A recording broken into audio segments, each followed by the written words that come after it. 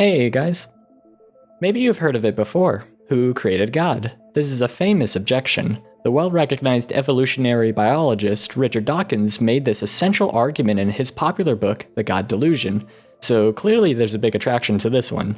The problem with this question is that it assumes something about God that is not true. It assumes that he is a created being just like the rest of us. This is what we would call a category error, because it treats God as if he were a created being, when in reality he is an uncreated being. As the Kalam cosmological argument shows, this universe has a first cause. The universe itself is made of space, time, and matter, so whatever made those three things has to be outside of them. This calls for a being that is spaceless, immaterial, and timeless.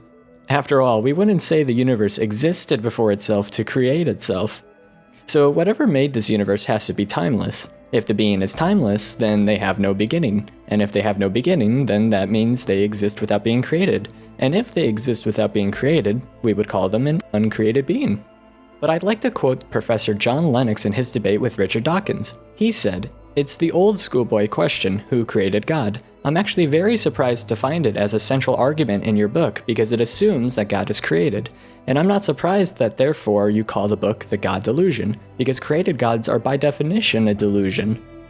Asking who created God is the same as asking who created the uncreated being. It's a logical contradiction. It makes as much sense as asking who the bachelor is married to, or what even number does 2 + 3 equal. But if you guys have objections of your own, I'd love to give them a read, so type them in the comments.